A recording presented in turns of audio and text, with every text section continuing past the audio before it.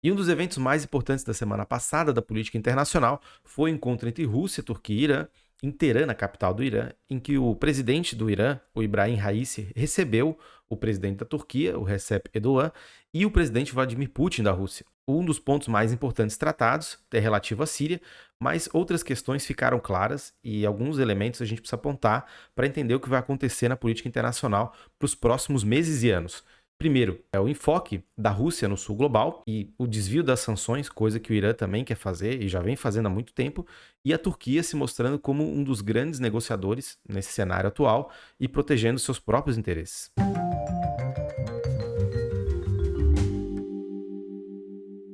Olá, meu nome é Bruno Hemming, eu sou economista e eu sou analista de política internacional. A gente viu nesse encontro entre Rússia, Turquia e Irã pontos muito importantes sendo colocados pela discussão de política internacional na mídia.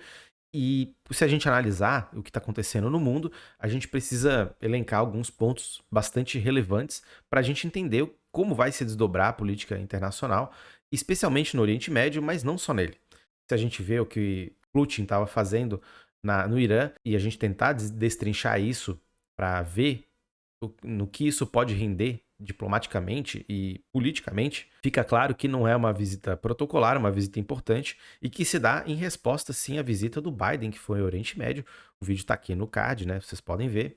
E aproveitem também, se já vão olhar o card, se inscrevam no canal, ativem o sininho, vejam aí os conteúdos que são colocados no Spotify em formato de áudio para acompanhar tudo que está sendo feito aqui em termos de análise. Lembrando que é um canal de economia, política internacional e finanças, e temas que vão ser tratados estão girando em torno desses assuntos. Bom, e olhando esse acontecimento, né, a gente pode destacar que um dos pontos mais importantes era a questão da Síria. A Turquia tem uma questão muito relevante para ela nacionalmente, que é a questão dos curdos. Os curdos eles estão principalmente ali pela porção norte da Síria. Eles se espalham, né, pelo Oriente Médio, pelo entorno da Síria, mas os curdos, e que eles também estão dentro do território da Turquia, e a Turquia vê eles como terroristas, fazer essa intervenção militar para a Turquia é uma forma de garantir a segurança nacional. O problema e a questão é: Rússia e Irã apoiam o regime do Bashar al-Assad, e claro, o regime do Bashar al-Assad também tem questões contra os curdos, mas uma operação militar ali na região nesse momento é bastante perigosa, bastante custosa, em termos de resultados negativos que isso pode render. E qualquer erro ali pode ser um estresse diplomático gigantesco contra a Rússia, né, principalmente a Rússia, que também mantém tropas agora na Síria, continua com tropas. A Rússia fez uma estratégia de manter tropas de baixo custo, mas ter a sua pegada militar ali na região, porque a região é importante para a Rússia, né? E isso foi o que levou a Rússia a intervir em 2015, mas um pouco antes também na região, mas principalmente para derrotar o Estado Islâmico e apoiar o regime do Bashar al-Assad. Bom, isso nos leva a outra questão sensível, que é a questão da relação da Rússia e da Turquia, que primeiro, houve, né, uma discussão muito grande em relação à Turquia estar fornecendo drones armados para a Ucrânia, né? E, é claro, todos nós sabemos, Rússia e Ucrânia estão numa guerra, e isso pegou muito mal, né? Mas foi totalmente negado, tanto por Ankara quanto pelo Putin, pelo próprio Putin. Mas o burburinho cria um estresse diplomático importante, ao ponto de o Recep Erdogan ter chamado, né, algumas vezes no encontro, o Putin de amigo. E não só isso, também tem questões concretas que aconteceram, que são conversas e que já vem acontecendo há algum tempo, da Turquia, da Ucrânia e da Rússia liberarem exportações ali no Mar Negro, que estavam muito restringidas, principalmente as dos grãos, para que a falta de grãos no mundo seja diminuída. E como a gente viu em outros vídeos aqui, em outras discussões que a gente fez, isso provocou uma diminuição de oferta de grãos e aumento de preço, um dos motivos, né? E claro, crises também provocam isso em geral, não é só a guerra. A gente está vivendo um momento de incerteza econômica e isso provoca efeitos no mercado de commodities de grãos, certo? Mas a relação entre Turquia e Rússia, ela tem um imbricamento muito mais importante, ela tem um entrelaçamento mais forte. Primeiro, a questão de compras militares, feitas por ambos os países, mas a Turquia comprando caças da Rússia. E a Rússia vendo a Turquia, apesar de serem dois estados com uma vocação imperial, isso não está impedindo agora que eles estejam experimentando uma aproximação. A Rússia, né, se a gente olhar pela movimentação de Turquia e Rússia, a Rússia enxerga a Turquia como um possível interlocutor de negociações de paz. Elas ainda estão longe de acontecer, mas elas podem acontecer com uma participação forte da Turquia e, claro, se coloca em diversas questões em protegendo o seu próprio interesse. Como foi a questão, e está sendo até agora, da entrada da Finlândia e da Suécia na OTAN. A Turquia disse que ia barrar, porque acusou a Finlândia e a Suécia de protegerem inimigos do Estado, tanto os golpistas do golpe de 16, lá do Fethullah, que tentou dar o golpe, quanto os curdos e terroristas, né, que os turcos consideram terroristas, ameaças ao Estado, estarem se abrigando sob a tutela e o conhecimento de Finlândia e Suécia. Isso era inadmissível e, por essa justificativa, até agora não foi concretizada a entrada desses dois estados dentro da OTAN. Claro, precisa dos processos acontecerem em cada um dos 30 países membros, mas seria um movimento importante, a anuência dos turcos, só que o Erdogan está usando isso como uma cartada diplomática e política, o que não tem nada de errado, na verdade, porque o Erdogan quer proteger o seu próprio interesse.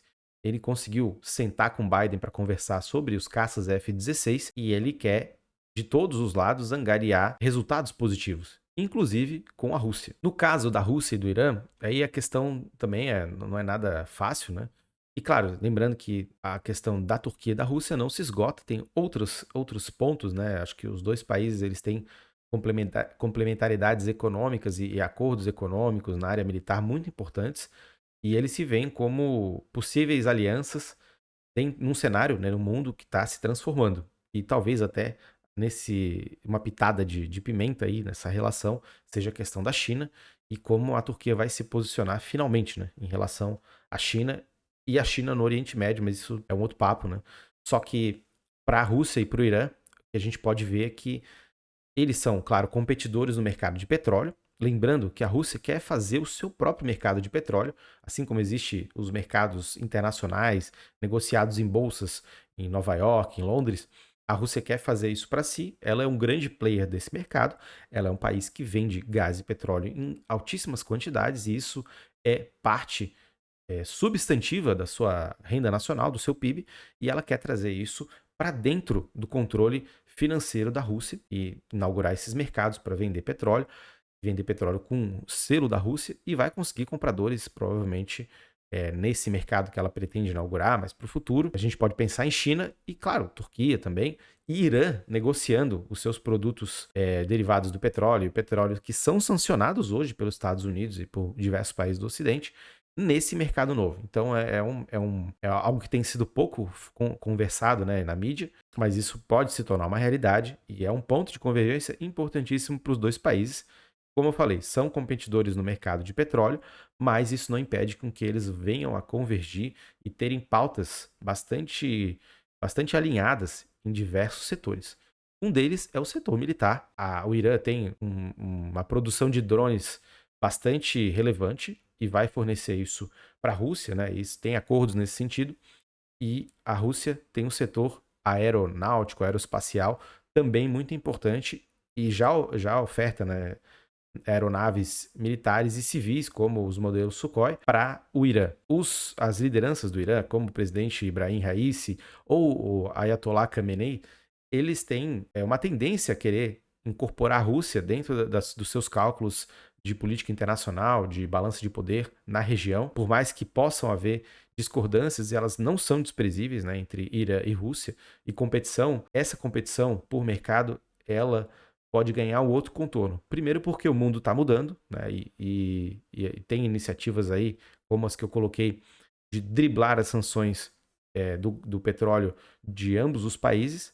E segundo, porque nesse mundo que está mudando, esses países vão ter muito mais a ganhar se eles ficarem mais próximos e tentarem alinhar estrategicamente os seus interesses do que eles ficarem disputando por migalhas de mercado, ao invés de eles mesmos tentarem fazer o seu próprio mercado e tentarem agir mais corporativamente dentro dos seus interesses e não nessa lógica mercadológica de disputa simplesmente pela força bruta ou uma disputa cada um por si. Isso não vai funcionar, porque agora, como eu mesmo falei, o mundo está mudando e as condições para o jogo que o capitalismo representa para esses países no setor energético, ele está se transformando completamente. Nessa levada, né, e com esse espírito é que estão sendo celebradas conversas e vão ser celebrados talvez futuramente, além desses acordos de compras de equipamentos militares, que aqui eu falei dos drones e aeronaves, né, e caças, enfim, vão para outros equipamentos militares que ambos os países podem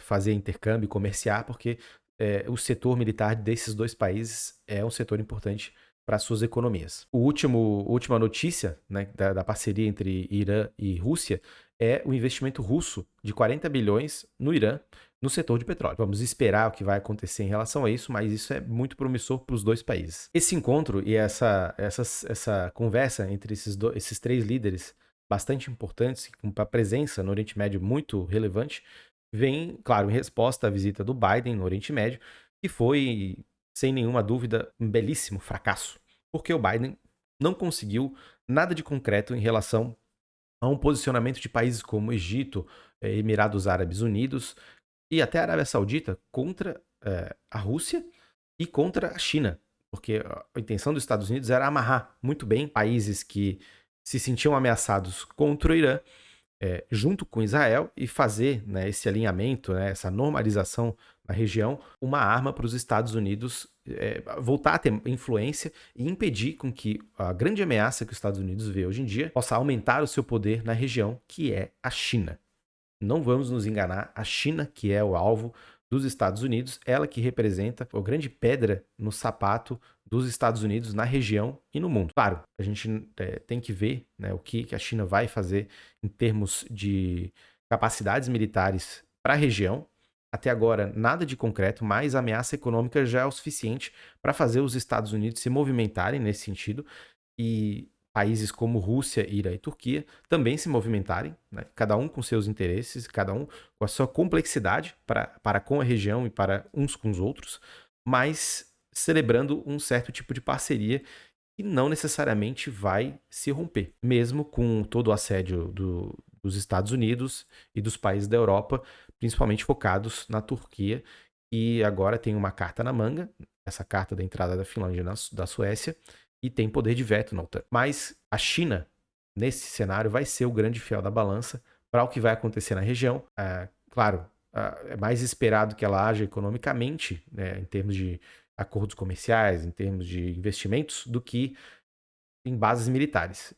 Essa não é a diplomacia da China. A briga por espaços e investimentos internacionais vai se dar na região. O setor energético ainda é muito importante e vai continuar sendo, né? Mas o energético derivado do petróleo, né? Mas o setor energético é muito importante, né? Energia e capitalismo, eles andam lado a lado, né? E o Oriente Médio é uma região de interesse dos grandes atores e dos grandes players globais. Por hoje era isso. Até a próxima. Um grande abraço a vocês.